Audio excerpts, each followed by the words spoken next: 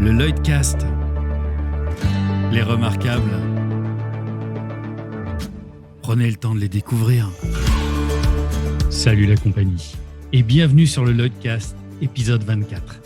Comme tu le sais, dans cette émission, j'aime te faire découvrir des personnalités remarquables, soit par leur métier ou par leur parcours de vie. Celui que je te propose aujourd'hui, il ne devrait pas te laisser insensible.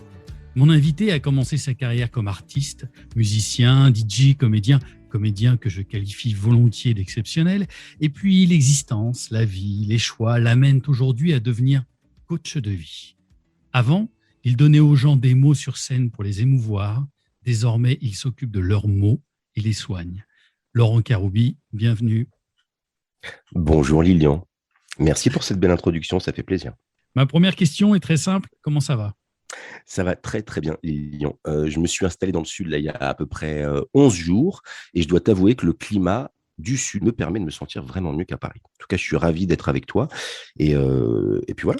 Alors, avant d'en arriver au cœur de ce que tu fais aujourd'hui, est-ce que tu pourrais nous raconter en quelques mots ton premier parcours, ta première vie, ton parcours artistique ? Moi, j'ai été dans un lycée où je m'éclatais à Paris, qui s'appelait le lycée Jean de La Fontaine, où étrangement, j'ai pu commencer à découvrir le son, le mix. Il y avait chaque année la fête du lycée, où je ne sais pas comment je me suis retrouvé là. J'ai commencé à animer des booms, ça s'appelait encore boom à l'époque, des soirées chez des gens. Donc, je commençais à mixer un petit peu. On était sur les CD de titres et tout.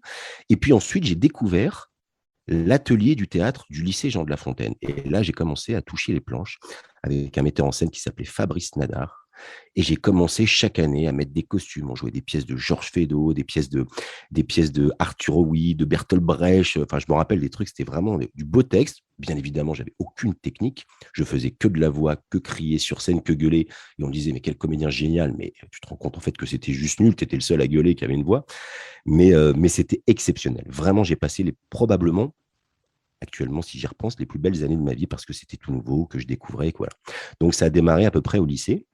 Et ensuite, j'ai intégré des cours professionnels qu'on appelait les cours Viriot à l'époque. Et il se trouve que ma mère, quand elle était plus jeune, elle ne me l'avait pas dit, elle avait fait les mêmes cours, les cours du père. Et moi, je me retrouve chez le fils qui s'appelait Dominique et ma mère était chez Claude Viriot.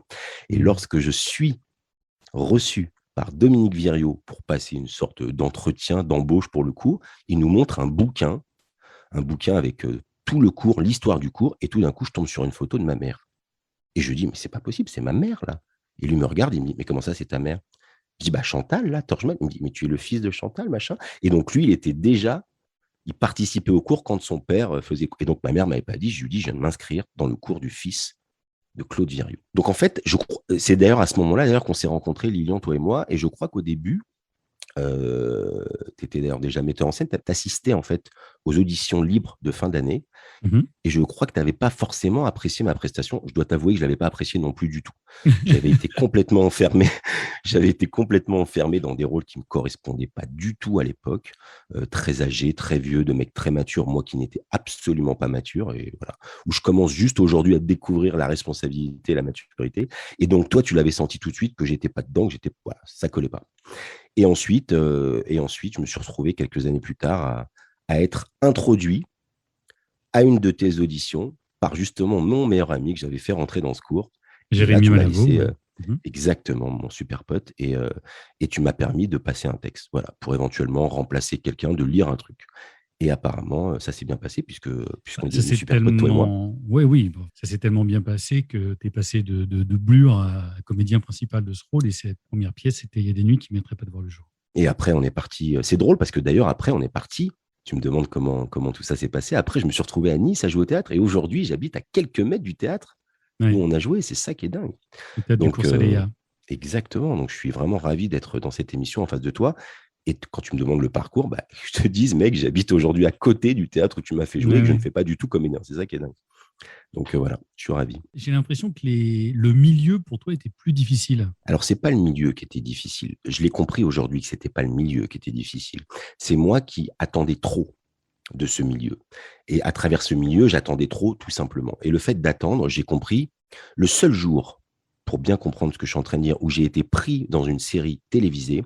C'est le seul jour où la directrice de casting me donne rendez-vous à 15h, qu'elle ouvre la porte, je me rappelle comme si c'était hier. Elle me prend à 16h40, c'est-à-dire elle me met 1h40 de retard en pleine tête. Moi, j'avais déjà décidé de quitter ce métier et cette nana, je lui rentre dedans. Mais complètement. Dans la salle d'attente, je décide de lui rentrer dedans. Elle s'appelait Nathalie Luquins. Et je lui dis, mais c'est scandaleux, machin, vous vous excusez même pas pour qui vous prenez.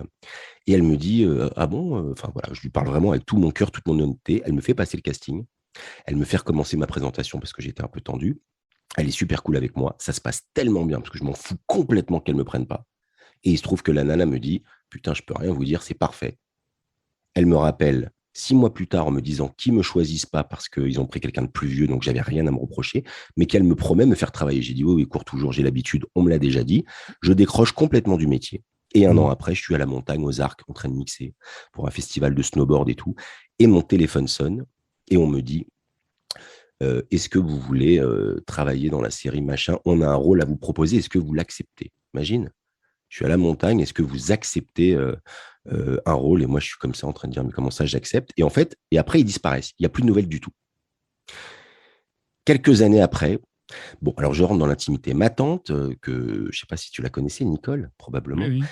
voilà, qui était directrice de la communication du Centre Pompidou, qui s'occupait des expositions, qui était une femme très, très impliquée dans le cinéma. Bon, elle décède, elle décide de mettre fin à ses jours, c'est son choix et je le respecte complètement. Et moi, bien évidemment, je culpabilise beaucoup pour ce décès parce qu'elle m'avait envoyé un mail et que je n'avais pas répondu à ce mail la veille. Et le lendemain, 2 jours après, je crois, je suis dans le noir complet à la maison en mode dépression, sans sortir de mon lit. Il doit être 16h à peu près, je m'en rappelle comme si c'était hier. Et je suis vraiment au fond du trou, dans le noir. Et le téléphone se met à sonner en masqué, il est 16h. Je vois le soleil qui caresse les volets de la chambre, mais moi, je suis complètement enfermé. J'écoute le message sur le répondeur et on me dit production Alain Pancrazy, truc McDonald's pour France 2, veuillez nous rappeler s'il vous plaît. Mon corps s'est levé en une fraction de seconde, comme si on avait injecté de la vitamine dans le corps. Je me revois ouvrir les rideaux d'un coup, le soleil jaillir dans le salon. Je rappelle et le mec me dit vous êtes pris sur un truc que vous avez passé il y a 1 an, vous avez 4 jours de tournage, est-ce que vous acceptez? Alors déjà, t'imagines, à l'époque, on te dit on te prend pas à cause de ton sourcil, et là, on te demande si tu acceptes le rôle. Et je dis oui, bien sûr, j'accepte. Et il me dit d'accord, j'envoie le scénario à votre agent. Bien évidemment, j'ai pas d'agent. Je dis d'accord, très très bien. Il me dit vous avez un agent? Je fais oui. Il me dit c'est quoi le mail? Je dis je vous rappelle dans quelques minutes. Et bien évidemment, j'ai pas d'agent du tout. J'ai passé ma vie à chercher un agent, à être pris dans un film. Et là, tout d'un coup, il y a tellement d'énergie de bonheur, tellement d'énergie de positivité et surtout un lâcher-prise total que je n'avais pas quand j'étais en cours de théâtre, où j'attendais tout de ce métier. Là, tout d'un coup, j'envoie un mail à quelqu'un, à une liste d'agents, 100 agents que je trouve sur Internet, agenceartistique.com. J'envoie le mail, je suis pris dans une série, 4 jours de tournage, merci de me répondre, machin. Et j'ai un mec qui me répond. Je l'appelle tout de suite. Et le mec me dit, je lui raconte le truc, il me dit bienvenue dans mon agence, Cyril Canizo. Je rappelle la production, je dis voici le mail de mon agent. Ça m'a pris 7 minutes, alors que j'avais passé 7 ans de ma vie à essayer de choper un agent et essayer de choper un casting. Tout ça en 7 minutes. Alors je crois que sur cette toute petite anecdote, peut-être qu'on va en parler, ça me ferait plaisir qu'on en parle, j'ai compris quelque chose que je n'avais pas compris pendant toutes ces années. C'est justement sur cette notion de lâcher prise et cette notion d'attente qu'on peut avoir. Ce que j'essaye aujourd'hui, lorsque j'accompagne des gens, d'évoquer. Et ensuite, il s'est passé plein de choses. Et donc là, on vient au cœur de ce podcast. Quel a été ton déclic, toi, un moment, pour te retrouver à quelque part venir soigner les autres? Alors, le déclic, Lilian, il a été très simple. Et si on a le droit de se confier, je me confie, comme on pouvait peut-être se confier à Macha Béranger dans les émissions du soir, ou qu'on pouvait se confier sur le divan d'Henri Chapier. Je vais me confier.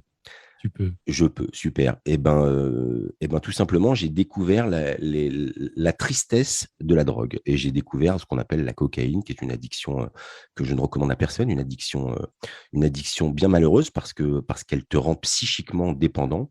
Et donc, elle traitait, et elle traite toujours, probablement, une dépendance affective que j'ai depuis tout petit, que je suis encore en train de… Je pense que c'est un long parcours et que ça sera peut-être même jusqu'à la fin de mes jours, un parcours en train de travailler dessus. Et donc, j'ai découvert la cocaïne. Alors, bien évidemment, la première fois, comme tout le monde qui essaie une drogue, on dit « Ah, c'est pourri, je vois pas l'intérêt ». Manque de peau, un jour, on se sent un peu seul, on s'ennuie et on nous repropose, la vie nous représente une autre personne qui nous repropose une deuxième fois. Et j'étais pas assez fort à ce moment-là et j'ai recraqué. Et c'est là que j'ai commencé à m'accrocher à cette drogue.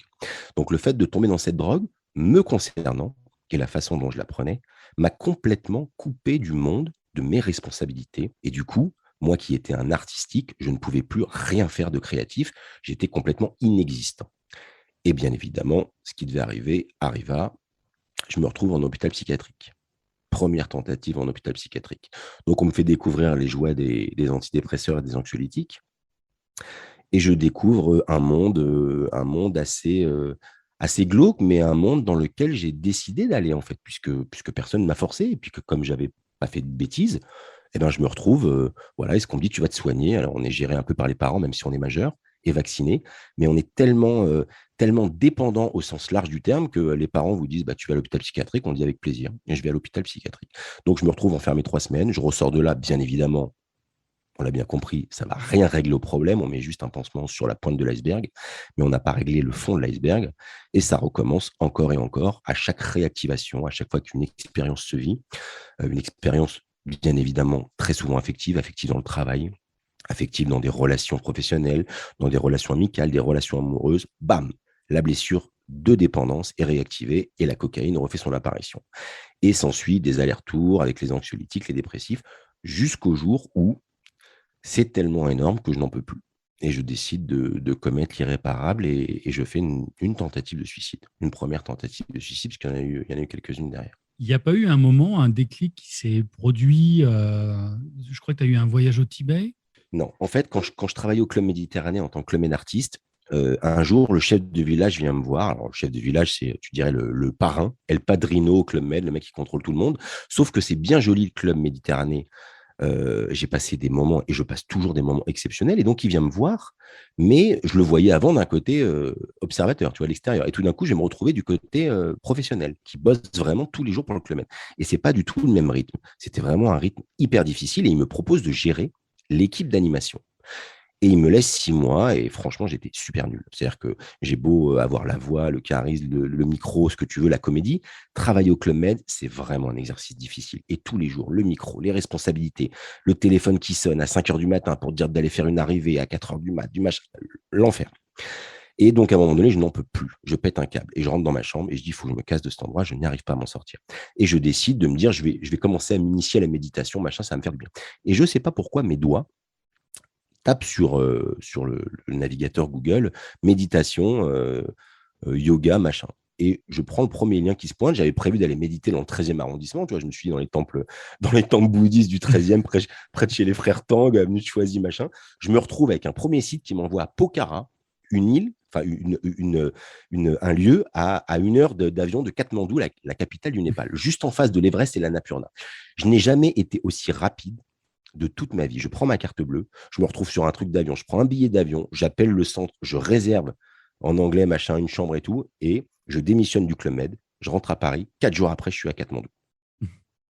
En costard. J'arrive même. Non, mais non, mais, donc tu te dis en costard, mais j'étais tellement nul à l'époque.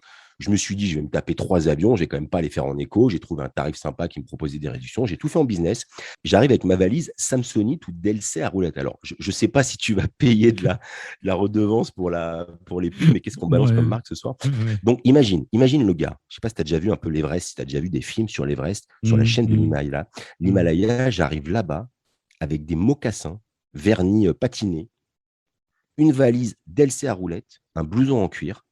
J'ai fait tout le voyage en business class en trouvant un tarif super cool pour pas voyager en éco. Je me retrouve avec des mecs qui me reçoivent, ils n'ont pas de dents.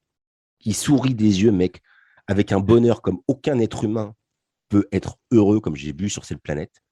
Et je vois des gens qui descendent avec des sacs à dos, qui font de l'ascension de la montagne, quoi, de la Napurna, de l'Everest, machin. Et moi, je suis tout seul dans un champ, devant un paysage à couper le souffle, avec ma valise comme un con et à réaliser que je suis un gros abruti. Déjà, rien que d'entrée, je réalise que je suis un abruti, que j'ai rien compris à ce qui va m'arriver. Et donc, tu m'entends, Lilian? Tu m'entends bien? Ouais. Ouais, je t'entends. Super. Et donc, à ce moment-là, le séjour commence. J'ai pris un séjour de 3 semaines et c'était un séjour hyper intensif. Je ne sais pas pourquoi j'avais choisi intensif yoga, méditation. Je me suis dit, je vais me sauver. Bon, il se trouve que ça a été vraiment 3 semaines d'expérience merveilleuse où on te réveillait à 4 heures du matin avec des bols tibétains, avec le mec. Voilà. Il faut savoir qu'au Népal, ce qui est génial, c'est que les chiens dorment la journée, mais se réveillent la nuit. C'est-à-dire qu'en fait, leur journée à eux, c'est la nuit. Donc, toi, Tu te prends le décalage dans la tête à minuit. Tu commences à peine à fermer une paupière, parce qu'en plus, moi qui travaillais la nuit et qui avait touché à la drogue, tu peux t'imaginer comme mon sommeil était complètement déconnecté. Je commençais à m'endormir, les chiens se mettaient à aboyer. À 4 heures du matin, il y a un mec qui se balade dans le jardin, dans le noir, avec une espèce de tunique, avec un bol tibétain et qui te fait un son genre comme ça. Et le mec te réveille. Et mon cœur se met à s'emballer. On sort tous avec un un lever de soleil, pardon, je te dis coucher, je suis tellement décalé, lever de soleil devant l'Everest, la nature, à couper le souffle, sauf que toi, tu as une tête dans le cul version Paris et que tu n'es même pas capable d'apercevoir la beauté et la rareté du paysage que tu as en face de toi. Donc déjà, tu fais la gueule comme un Parisien qui se réveille, mais pas qui se réveille place de la République ou de Bastille, qui se réveille devant l'Everest, mec. Donc je démarre comme ça ma formation. Tous les jours, je découvre le yoga, une discipline exceptionnelle que je recommande à tout le monde, à tous ceux qui écoutent ton podcast. Je découvre la méditation et je découvre surtout le fait de se taire, que c'est dans le silence que je vais commencer à découvrir un peu mon intérieur. Et au bout de 3 semaines, la magie se passe. Après avoir installé une routine de yoga, de méditation, bizarrement, ton cerveau, le cerveau humain, au bout de 21 jours, commence à enclencher presque ce qu'on pourrait retrouver dans le sport quand tu vas te faire toi qui es assez sportif, Lignan, qui est même très sportif, quand tu fais du jogging, de la muscu, à un moment donné, tu balances tes dopamines, la sérotonine, tous les trucs du bonheur, tu le trouves au bout de 21 jours de routine. Et donc, au bout de 21 jours, bien évidemment, au moment où je dois rentrer à Paris, je commence à me sentir bien. Mais manque de peau, je dois rentrer. Et je me retrouve aéroport Charles de Gaulle, sous un ciel bien gris, alors que je reviens de l'Everest, et je me retrouve dans mon petit appartement. Et en 3 jours, bam, explosion, tentative de suicide, the first one.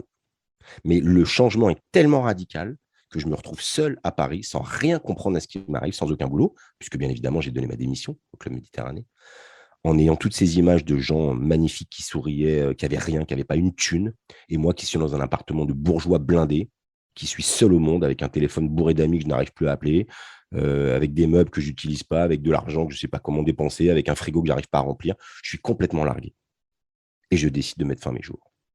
Et là, quand tu décides de mettre fin à tes jours en France, eh ben, manque de peau, c'est pas le même délire. Parce qu'en France, mettre fin à ses jours, alors je ne sais pas comment c'est, je connais dans quelques pays, mais pas dans tous les pays, mais en tout cas, en France, c'est un délit. C'est-à-dire qu'on n'a pas le droit de vouloir mettre fin à ses jours. C'est interdit. On t'interdit, en gros, de stopper le jeu que tu es en train de jouer. Ce jeu qu'on appelle la vie, tu vis, on te dit, bah, tu dois vivre. Et si tu décides d'arrêter, on t'enferme dans un hôpital psychiatrique, mais qui n'est pas du tout le même que tu avais connu. Donc là, ça devient l'hôpital psychiatrique de haute sécurité. J'étais enfermé à Paul Giraud, je me rappelle comme si c'était hier, à Villejuif. Et mec, là, c'est le film Le silence des agneaux, avec Anthony Hopkins. C'est-à-dire des gens qui se tapent la tête sur les murs, des femmes qui marchent en déambulant dans les couloirs en train de baver, moi qui mets une chaise à ma porte pour bloquer la serrure de la porte, parce que j'avais peur qu'on me fasse du mal quand je dormais. Ignoble, ignoble. Et voilà, et j'y reste 10 jours. Alors, c'est vrai que c'est pas beaucoup, mais ça a été les 10 jours les plus longs de ma vie, parce qu'en fait, quand tu décides de mettre fin à tes jours, tu deviens sous tutelle instantanément. Tu passes sous la responsabilité de tes parents, et si tes parents ne sont pas en vie, c'est la responsabilité de l'État. C'est-à-dire que c'est le procureur qui signe si tu es apte à sortir ou pas. Et tout d'un coup, tu redeviens un enfant de 5 ans. Et elle est là, la dépendance. C'est ça que j'ai compris quelques années plus tard, c'est que la dépendance affective, la partie inconsciente, on va en parler après si tu veux bien, et c'est quelque chose qui me tient vraiment à cœur, la partie inconsciente qui nous habite va déclencher va attirer l'attention à travers des bêtises, à travers des expériences, pour justement te retrouver en mode petit garçon. Et je me retrouve en mode petit garçon qui a besoin de papa et maman pour l'aider à sortir. Qu'est-ce qui t'a amené à un moment de te dire, OK, je me reprends en main et finalement, ce que j'ai envie de faire, c'est d'aller vers les autres parce que toi, alors jamais. tu t'es aussi formé à le tapping, c'est ça. Enfin, il y a plein de choses. Alors, parce qu'aujourd'hui, c'est marrant que tu parles justement. Hypnose, Ce tapping qu'on appelle l'EFT, qui est une technique de thérapie brève, qui veut dire voilà, en anglais EFT. émotionnel freedom technique, donc technique de libération des émotions. En fait, je sors de l'hôpital psychiatrique et je décide, parce que c'est ma croyance, d'appeler un hypnothérapeute qui est censé faire ce qu'on appelle de la régression de vie antérieure, de la régression de vie. Et le mec au téléphone, je suis au fond du trou, je sors de cet hôpital, je n'ai plus personne à appeler, mes amis, ils se demandent j'ai plus personne, je suis complètement seul. Et donc, j'appelle ce gars-là, et ce mec-là me dit qu'il est ce qu'on appelle un canal, qu'il est ce qu'on appelle un voyant, un médium. Et moi, il se trouve que j'y crois complètement. Je suis tellement largué que je crois à tout. Donc, le mec me dit au téléphone, je ne vais pas vous recevoir, je suis un canal, et il semblerait que ça ne soit pas notre chemin de vie de nous rencontrer. Et moi, je me mets à pleurer, je dis, mais si même vous ne voulez pas me rencontrer, qu'est-ce que je vais faire, quoi? Enfin, je suis au fond du trou, je crie, presque je l'insulte dans mon salon. Et le mec me dit, par contre, on me transmet des informations pour vous. Et je lui dis, c'est quoi ces conneries? Et le mec me dit, est-ce que vous avez un email? Je lui donne mon email. Je te jure que c'est la vérité, ce que je te raconte. Il n'y a rien. Je le raconte, mais je te jure que c'est la vérité dans les moindres mots. Le mec, je donne mon email et le mec me dit, on est en train de me donner les informations. Il me raccroche au nez. Je ne l'ai jamais vu de ma vie. Je vais sur mon mail et je reçois un fichier de ce mec-là, un PDF de 400 pages du fondateur de l'EFT qui s'appelle Carey Craig, qui a mis, c'est pas lui qui l'a créé, mais il l'a rendu public en 1995. Je reçois un PDF de 400 pages qui dit l'EFT, la technique de libération des émotions qui réussit là où tout a échoué. Voilà ce qui a marqué sur le PDF. Et je commence à ouvrir ce bouquin. Je suis en pyjama dans mon salon, une fois de plus, il doit être 15h ou 17h, je ne sais plus. Enfin, le mec est motivé pour bosser, pour vivre. Et je lis ce PDF et j'ai l'impression de devenir une machine. Moi qui n'ai jamais lu un seul bouquin dans ma vie, je prends un stabilo et je commence à écrire, à tapoter, à développer. Je commence vraiment, j'ai l'impression qu'il y a un truc qui s'active en moi. Et puis, comme tout bon dépendant affectif que je suis, quand un truc marche, je décide de fermer et de ne pas aller au bout et de le planquer dans un coin. Parce que je me dis que si ça va marcher, je risque d'être trop bien. Donc, si je suis trop bien, ce n'est pas normal. Donc, il faut mieux que je retourne en enfer. Donc, je ferme le PDF au bout d'une semaine de travail et de dur labeur et de réaliser que ça marchait sur moi. Je le range dans une bibliothèque. Et puis, je repars au Club Med, faire des petits DJ, machin, parce que je n'arrive pas à quitter cette vie-là et tout. Et puis, j'appelle, je ne sais pas comment je me débrouille, je commence à appliquer un petit peu le FT. Et alors, au Club Med, je commence bizarrement, alors que je suis venu pour mixer, à utiliser l'EFT parce que le Club Med, en fait, tu te retrouves dans un espèce de sanctuaire où tu as 1500 vacanciers qui sont enfermés, tu vois, dans un village. Et tu as plein d'activités et je retrouve avec des gens blessés. Donc, je fais connaissance avec des gens qui se blessent au tennis, des gens qui se blessent à la voile, une nana qui est dépressive qui vient d'arriver au Club Med pour passer 2 semaines de vacances. Et du coup, je me retrouve avec du consultant potentiel. C'est-à-dire que d'un coup, je peux pratiquer et apprendre ce que j'ai lu dans le PDF. La vie me propose ça. Sauf que moi, je n'ai pas du tout envie de faire ça au début. Mais la vie, au repas, à l'apéro, près d'un transat et tout, m'emmène des gens qui vont me parler de leurs problèmes. Et il se trouve que, bizarrement, je commence à les entendre, ces gens. Je commence à les écouter mieux que j'avais réussi pendant toutes ces années à m'entendre, à écouter mes potes, à écouter ma famille. Je commence vraiment à les écouter. Et là, il y a un déclic qui se passe. Là, je commence à me dire, putain, mais dis donc, j'ai aidé une nana qui vient me voir pour son fils, parce qu'il se trouve que je faisais quelque chose et que ça marchait. Donc, elle vient me voir pour son fils et je découvre par intuition, par flash, par éclair, qu'en fait, son fils qui a 2 ans, je ne vais jamais le voir. Et qu'en fait, le fils est en train de mimer des problèmes que la mère a. Donc, je lui dis, je vais apprendre à la mère une technique. Et la mère m'envoie un mail 3 semaines après, quand elle rentre sur Paris, en me disant, merci pour cette technique. Vous m'avez sauvé. Mon fils se remet à manger normalement. Et j'ai commencé à me dire, mais c'est fou ce qui m'arrive, quoi. Qu'est-ce qui se passe? Et donc là, j'ai commencé à découvrir le pouvoir de cette technique. Et je dis, ça serait pas mal que je le fasse professionnellement. Et donc, je décide d'aller regarder sur Internet s'il n'y a pas des formations. Parce que moi, on m'avait donné un PDF, mais j'étais tout seul. Et je voulais le faire dans une école. Et écoute bien ce que je te raconte, c'est hallucinant. En tout cas, moi j'y crois profondément. J'appelle une nana qui s'appelle Geneviève Gagos, qui est la seule formatrice certifiée niveau 2 à cette technique en Europe. Elle a une école à Lyon, mes yeux. Je lui laisse un message sur son répondeur. J'ai aucune nouvelle pendant 6 mois. 6 mois et demi, 7 mois après, je reçois un appel. T'imagines, tu laisses un message sur un répondeur, tu as un retour 7 mois après. J'avais complètement décroché de cette technique. J'étais retourné dans mes travers, dans le milieu de la nuit, la mix, le machin et tout. La nana me dit en plein après-midi, bonjour, le monsieur Karoubi, vous m'aviez laissé un message il y a 7 mois. Je ne sais pas pour quelle raison mon téléphone qui supprime tous les messages a retenu le vôtre, a gardé le vôtre en mémoire. Et je commence à lui parler. Oui, bien sûr. Alors, je voulais savoir, voilà, est-ce que vous formez des gens en EFT? Elle me dit oui, complètement. Et elle me dit, vous êtes quoi? Vous êtes psychologue, vous êtes médecin, vous êtes infirmier? Et je lui dis, non, moi, je suis malade, quoi. Et elle me dit, mais comment ça, vous êtes malade? Elle me dit, moi, je forme des gens du paramédical.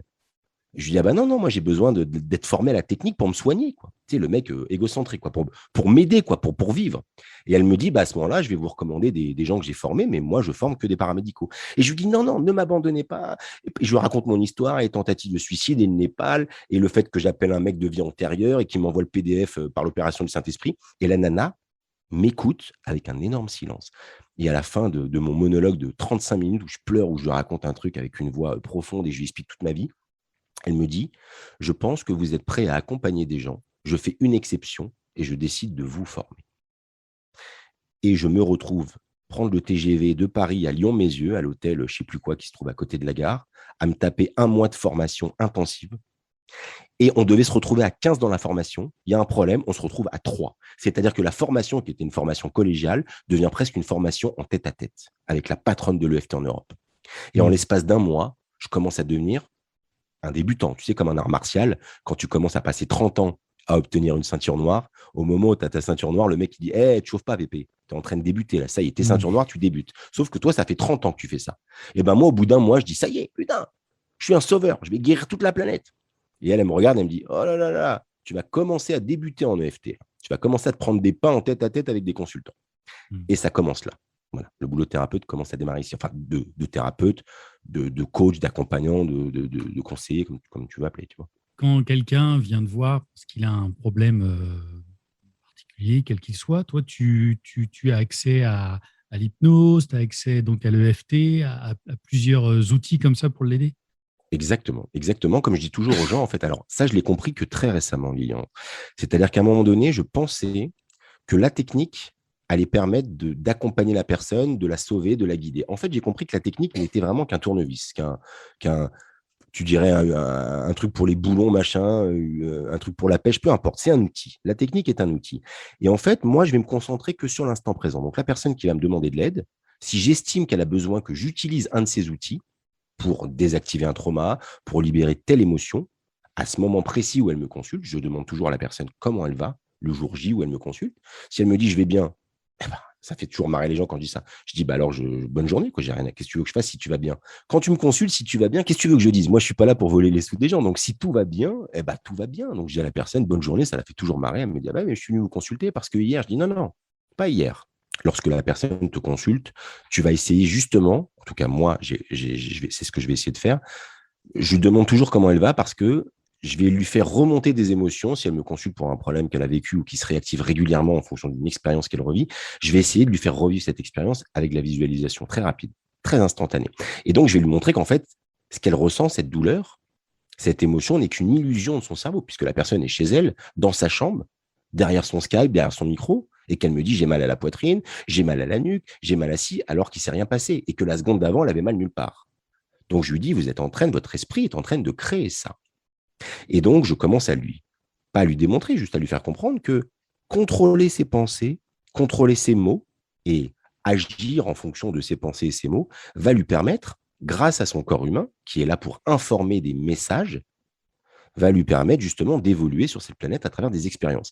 Et donc, la personne, je vais lui dire, voilà, si vous vous sentez bien dans l'instant présent et que vous arrivez à répondre facilement à cette question, vous n'avez rien d'autre à faire qu'à écouter votre corps et tout se passera bien. Et c'est là que je fais comprendre à la personne que notre esprit voyage constamment dans le passé ou se projette dans un futur qu'il essaye de contrôler et de maîtriser. Et c'est là d'où viennent nos douleurs et viennent nos bobos. C'est qu'on reste jamais dans l'instant présent. Ça me fait penser à une méthode d'une coach de vie américaine, je crois que c'est la méthode Brooks, qui s'appelle la CPEAR. Ouais. C'est circonstances, pensée, émotion, action, résultat. En gros, elle explique dans sa méthode que on pense être dominé par nos émotions, alors qu'en réalité, avant l'émotion, il y a la pensée. Alors, en fait, Lilian, c'est exactement ça ce que tu dis, mais je vais aller beaucoup plus simplement, et ça commence à être prouvé scientifiquement. Il semblerait que le monde dans lequel nous évoluons aujourd'hui, chaque jour, soit créé par notre esprit comme une projection de notre esprit. Alors, on pourrait dire vulgairement que les expériences que nous vivons sont notre état d'esprit positif ou notre état d'esprit négatif, qui évolue seconde par seconde de la journée. Les chercheurs ont démontré que nous émettons, consciemment et inconsciemment, 70 000 pensées par jour. Je ne sais pas si tu imagines ce que ça fait 70 000 par jour. Que chaque pensée qui germe dans ton esprit va plus vite que la vitesse de la lumière. Einstein, qui était un scientifique, donc quelqu'un de cartésien, avait décrit cette phrase. Attends, j'essaie de m'en rappeler de mémoire, ou alors il faut que j'aille sur mon site pour la lire, qu'en gros, toute la vie n'est qu'énergie et que tu n'as qu'à visualiser et à vibrer l'énergie que tu veux attirer à toi afin de vivre cette expérience. Et il disait, ce n'est pas de la philosophie, c'est de la physique quantique. Traduction, avec sa théorie E égale MC2, il avait déjà démontré que tout le monde dans lequel nous évoluons, Lilian, n'est que de l'énergie. Le t-shirt que tu portes, le casque que tu as sur la tête, le micro dans lequel tu parles, si on le passe sous un microscope géant, on voit des atomes en mouvement. Traduction, le monde dans lequel on vit n'est qu'énergie. La pensée est de l'énergie.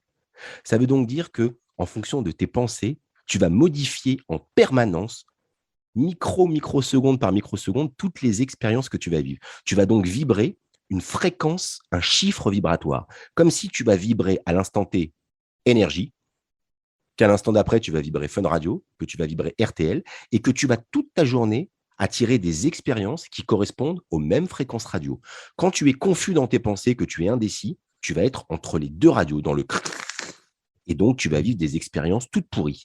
Il vaut mieux prendre une décision que toi, tu vas qualifier de négatif ou de positif, plutôt que d'être indécis. Il n'y a rien de pire sur cette planète qu'être indécis. C'est la pire des choses que tu puisses faire à un corps humain. Et c'est là souvent que les maladies se déclenchent, quand les gens me disent « je ne sais pas quoi faire, je sens que j'ai des possibilités, mais j'ai les fesses entre deux chaises, je ne sais pas dans quelle direction aller », je lui dis « qu'est-ce que vous voulez faire? Quel est votre objectif ?»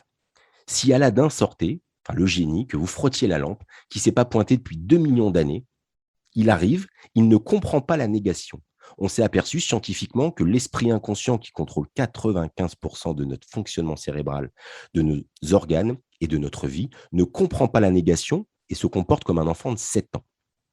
Si le génie sort de la lampe et tu lui dis « je ne veux pas ça, je ne veux plus de ça, je ne veux plus de ça », il enlève le ne pas et il t'apporte quand même quelque chose. Tu peux faire une expérience si ça t'amuse, Lilian, dans tes prochains jours, dans les rencontres que tu vas faire, parce que je sais que tu rencontres pas mal de monde dans tes mises en scène et tout ce métier que tu fais.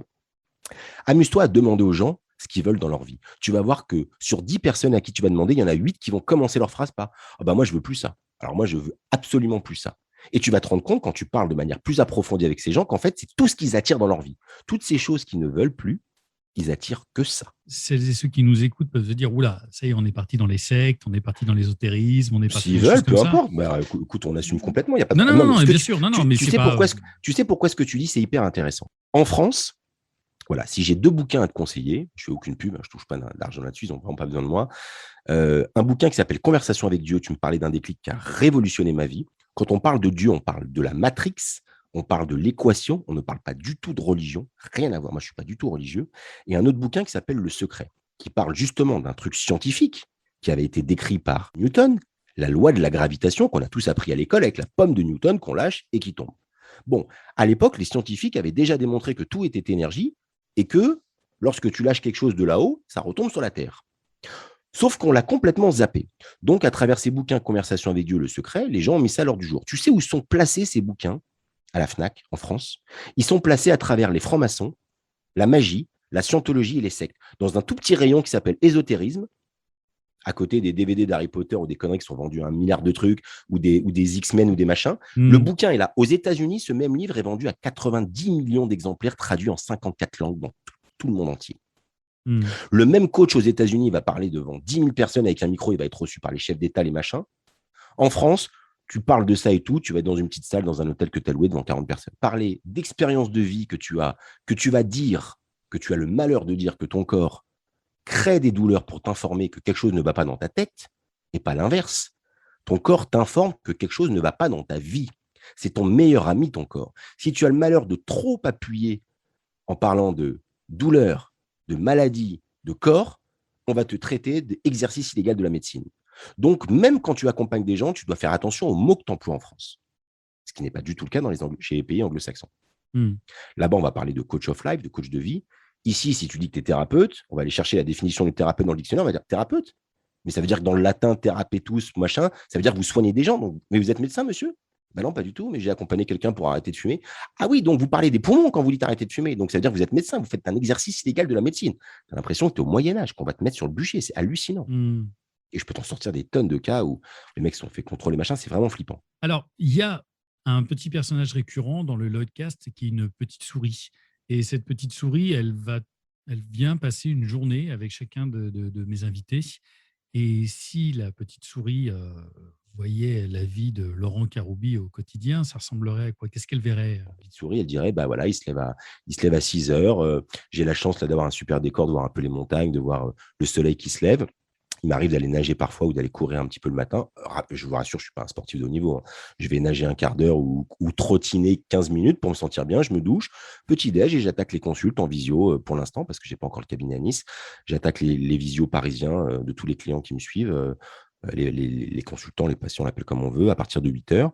Ensuite, je fais une pause à midi. Je vais renager un petit peu s'il fait beau. Je déjeune. Je réattaque à 14 heures jusqu'à 20 heures, voilà, du lundi au vendredi. Et j'ai réussi maintenant à me bloquer des week-ends. Pendant un moment, je consultais énormément le samedi et je dois t'avouer que je consultais même parfois le dimanche parce que je n'arrivais pas à dire non. Et qu'en fait, j'avais un gros problème, c'est que je jouais le rôle du sauveur. Et à un moment donné, il y a quelqu'un qui m'a dit, mais Laurent, tu n'as pas compris que la tour de transmission, et c'est ça que je lui dirais aussi la petite souris, la tour de transmission, c'est nous-mêmes, c'est chacun d'entre nous. Et que si nous-mêmes, nous ne sommes pas bien, comment pouvons-nous aider quelqu'un d'autre? C'est impossible. Donc, à un moment donné, j'ai commencé à retomber malade, à être fatigué, et je n'arrivais plus à consulter. Combien de temps ça peut durer un accompagnement d'une personne? Alors, moi, je fais de la thérapie brève. Donc, dans la thérapie brève, c'était les thérapies brèves, on est vraiment sur ce que les disent les Américains, du short terme. On va être sur une séance. Encore une fois, c'est toi. C'est la personne qui consulte me dit combien de séances ça va durer, combien de séances, combien d'argent je vais dépenser, combien de temps je vais passer. Je lui dis, mais c'est vous. Donc, une personne qui te dit si elle va bien, ça n'a aucun intérêt de la revoir une deuxième fois. Les seules séances qu'on fait en unique sont des séances en hypnothérapie sur l'arrêt du tabac. La séance d'arrêt du tabac, définitif, si elle est bien drivée, bien dirigée par l'hypnothérapeute, dure pour ma part 1h30. Demain, d'ailleurs, j'ai un arrêt du tabac. 1h30. En 1h30, la personne ne touchera plus jamais à une cigarette de sa vie, si c'est bien fait. S'il y a beaucoup d'affectifs qui se glissent en dessous de la cigarette, on peut placer ce qu'on appelle une deuxième séance de renforcement dans 15% des cas, mais sinon, pour 85 autres % des cas, une seule séance d'1h30 suffit. Quand on va accompagner sur un deuil, sur de la dépression saisonnière, sur des douleurs ou quoi que ce soit, voilà, moi, je suis sur du 3-4 séances. Quand tu fais bien ton boulot, tu es sur du 3-4 séances. Après, il y a des gens qui ont besoin d'être coachés, qui ont besoin de temps en temps de faire des comebacks, tu vois, de revenir une fois par mois, qui sont en train de vivre des expériences et qui disent j'ai besoin d'avoir un petit coup de boost, comme un coach sportif, j'ai besoin de refaire une petite série de pompes, des machins. Et donc, ils reprennent rendez-vous. Mais en aucun cas, moi, je vais planifier en disant voilà, en 10 séances, je vous emmène là et tout. Je n'en sais strictement rien. Dans ce métier, j'adore transmettre de plus en plus. C'est un bonheur. C'est un bonheur de partager ton expérience et d'essayer de faire en sorte que l'autre puisse vivre ses expériences de la plus belle des manières qui soit. Et lui faire comprendre qu'en chacun de nous, il y a un Dark Vador et il y a un Luke Skywalker. En chacun de nous. Dans n'importe quelle femme, dans n'importe quel enfant, dans n'importe quel papy, dans n'importe quelle mamie, on a une partie sombre, une partie obscure. Si tu réfutes et repousses ta partie obscure, tu vas droit dans le mur. C'est ça que j'ai compris. Donc, j'essaie d'enseigner ça aux gens. C'est-à-dire de leur dire, vous avez une partie obscure, elle va vous accompagner jusqu'à la fin de votre vie. Acceptez-la, remerciez-la chaque jour de vous emmener là où vous êtes aujourd'hui quand je vous parle, et vous allez voir que la vie va être complètement différente. Et ils se rendent compte que la vie est complètement différente. C'est-à-dire qu'ils vivent dans le même, tu sais, comme les scientifiques font quand ils font des tests avec des cellules, ils prennent des cellules souches d'un même œuf, donc des jumeaux ou des jumelles, sauf qu'ils les font évoluer dans deux univers différents. Et bien, ces mêmes cellules ne déclenchent pas les mêmes expériences. Traduction, ton état d'esprit du moment, dans le même lieu, dans la même chambre où tu vivais, ne va pas déclencher les mêmes expériences. Donc, c'est ça que j'essaie de leur apprendre. Enfin, en tout cas, de leur apprendre. Ils savent déjà, j'essaie juste de leur rappeler, de leur lever le voile qu'ils avaient trop mis sur leurs yeux. Mais on a la connaissance en nous, on a tout en nous. Il suffit juste de s'en rappeler. Oui, j'aime beaucoup ça. Il suffit juste de s'en rappeler. Mais tu ne crois pas qu'il Bah, y a aussi beaucoup de peur? Parce qu'on vit aussi quand même dans un monde qui est extrêmement violent. On vit on vient de passer quelque chose et on est encore dedans. Et puis, c'est Dans pas cette fini. Hein. histoire de Bah, ouais, pandémie, et non, c'est effectivement, pas c'est du bientôt tout fini, fini. Oui. etc. Est-ce que tu ne crois pas que les gens cherchent justement, dans des moments de guerre, dans des moments de pandémie, etc., déjà davantage faire bloc entre eux, de communauté, et à se resserrer. Et donc, c'est quand même la peur aussi qui domine. Tu vas dire à quelqu'un, mais vas-y, en fait, ton vrai truc, c'est de chanter. Il va dire, OK. d'accord, mais j'ai 2 gosses derrière et il faut que je les fasse Et ben, bouffer. c'est là que nous, on intervient. C'est là Mmh. que les gens, voilà, le taf que je fais aujourd'hui, le métier que je fais, c'est là qu'on intervient. Quelqu'un me dit, voilà, moi, je rêve de faire ça, je rêve de faire ça. J'ai eu le cas cet après-midi, personne que j'accompagne depuis 4 séances ou 5 séances. Et un mec, un super appart, qui est heureux comme tout, qui avait des angoisses, on a enlevé tout ça. Et à un moment donné, ce que je te dis tout à l'heure, je lui dis, est-ce qu'on peut se tutoyer et tout? Il me dit, ouais, ouais, pas de problème. Et on se tutoie et je le rentre dedans. Et le mec me dit que, comme toi, il a un talent d'écriture et tout. Il n'est pas du tout dans ce travail-là. Il travaille comme community manager pour des grosses boîtes, mais qu'il adore écrire, qu'il a plein des scénarios qu'il a dans ses placards qu'il n'a jamais sortis. Et je lui dis, OK. Je lui dis objectif, mec, tu reprends pas contact avec moi si tu n'as pas écrit quoi que ce soit, si tu n'as pas sorti un truc et que tu t'es pas mis. Et j'ai reçu un texto ce matin en me disant bah, merci pour ce que tu fais, Laurent. J'ai commencé à ressortir les trucs à écrire. Et c'est juste ça que je dis. Je dis voilà, tu as envie de faire quelque chose, fais-le.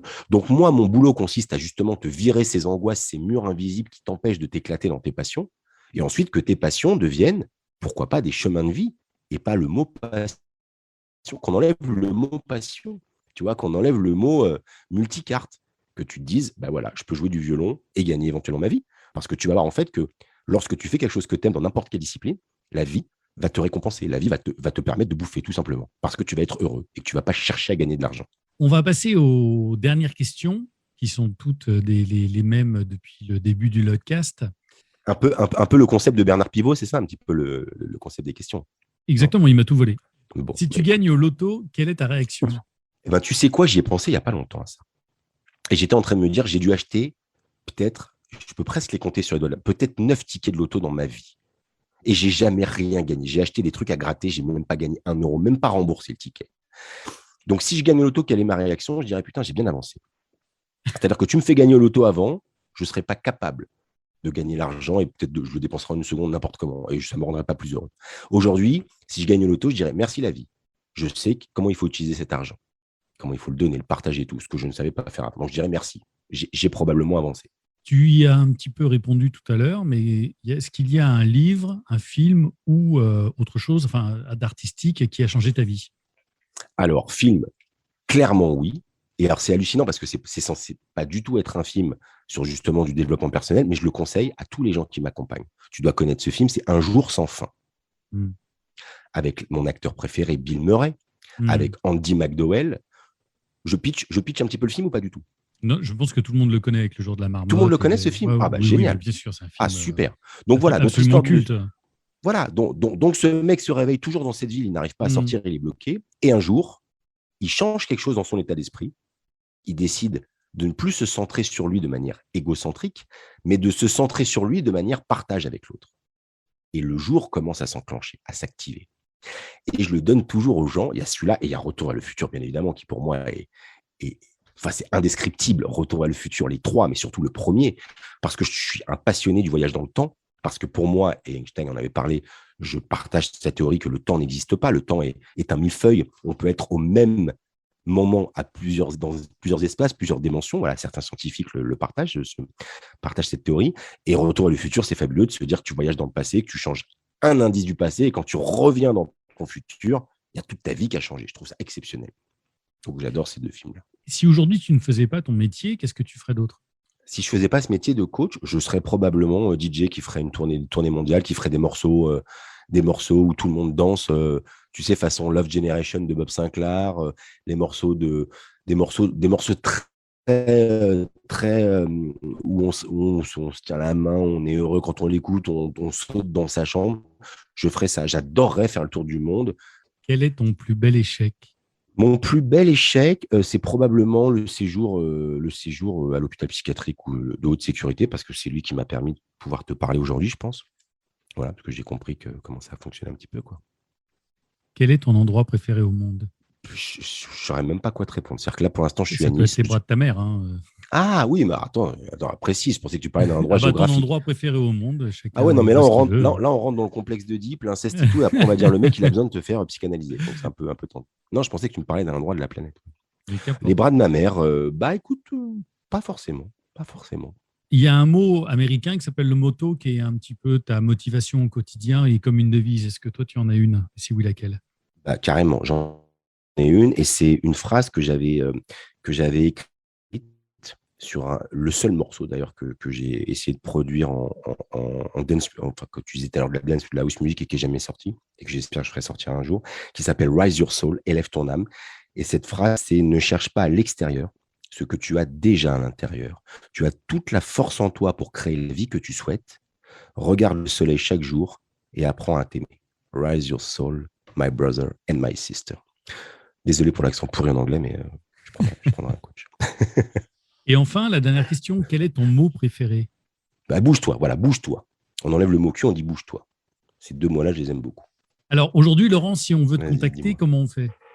Si on veut me contacter, on va tout simplement sur le site internet laurentkaroubi.com. On regarde si les techniques vous parlent et puis ensuite on remplit un formulaire de contact et puis je reçois le mail ou on peut m'appeler directement sur mon portable, tout simplement. En tout cas, Laurent, je suis ravi d'avoir passé ce moment avec toi parce que tu l'as habité de toutes tes énergies et je remercie aussi l'univers de t'avoir posé aussi sur mon chemin. Eh ben, merci beaucoup. Ça, c'est une belle phrase de fin. Ça me touche. Merci beaucoup. Merci à l'univers de m'avoir aussi mis sur le tien. Écoute, on se voit quand tu veux, quand on aura le temps, surtout. J'espère qu'on va pouvoir se Je recroiser. descendrai dès que possible pour venir te voir. Eh ben, avec plaisir, avec grand plaisir. Merci Laurent. Quant à nous, on se retrouve très vite à la rentrée. Salut la compagnie.